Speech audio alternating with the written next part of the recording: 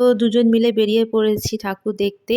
চন্দননগরে জগদ্ধাত্রী পুজো দেখতে যাচ্ছি আমরা। তো ১ম আমরা শ্যামনগরে নেমেছিলাম।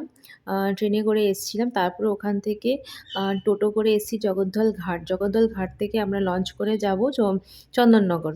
তো দেখো কত ভিড় ছিল। সবাই হুড়মাড় করছিল লঞ্চে ওঠার জন্যে। তো ভীষণ ভিড় ছিল। তারপর আমরা ওই পারে চন্দননগরে পৌঁছে ঠাকুর দেখা শুরু করি। তো দেখতেই পাচ্ছ আমরা চন্দননগরে পৌঁছে গেছি। চন্দননগর পৌঁছে এখান থেকে আমরা হাঁটা দেওয়া শুরু করলাম। তো যটা পারবো দেখবো, মানে প্রচুর এখানে তো চারিদিকে প্রচুর পুজো হয়, জগদ্ধাত্রীর পুজো। তো এটাই আমাদের প্রথম প্যান্ডেল ছিল যেটা দেখা আমরা শুরু করেছিলাম। ভীষণই সুন্দর করেছিল প্যান্ডেলটা, পুরোটাই গাছপালা দিয়ে করেছিল।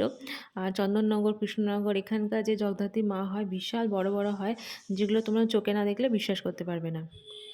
তারপর এখানকার লাইটিং তো আছেই, বেস্ট অ্যান্ড বেস্ট। খুব সুন্দর লাইটিং করেছিল।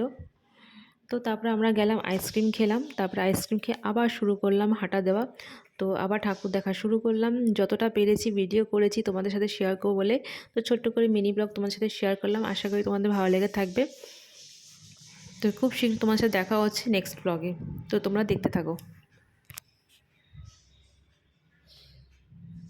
তো দেখো এই লাইটিংটা ভীষণ সুন্দর করেছিল, চেঞ্জ হচ্ছিল লাইটিংটা। তো তার মধ্যে আমি একটু ভিডিও করেছিলাম, মানে এক একটা লাইটিং এক এক কালারের ছিল। তো ভীষণ ভালো লাগছিল। তারপরে এই যে প্যান্ডেলটা দেখতে পাই, এটাও খুব সুন্দর করেছিল, আমার ভীষণ ভালো লেগেছিলো। এই প্যান্ডেলটা পুরোটাই ফুল দিয়ে করেছিল, রোজ রোজ ফুল, তারপরে নানান ধরনের ফুল দিয়ে। আর ঠাকুরটাও ভীষণ সুন্দর ছিল। তারপর লাস্টে আমরা সব ঠাকুর দেখার পরে আমরা বাইরে ডিনার করলাম, বিরিয়ানি খেলাম। বিরিয়ানি খেয়ে তারপরে আমরা ভ্যানে চড়ে তারপরে স্টেশন গেলাম, ওখান থেকে বাড়ি। চলো টাটা, আবার দেখা হচ্ছে পরে।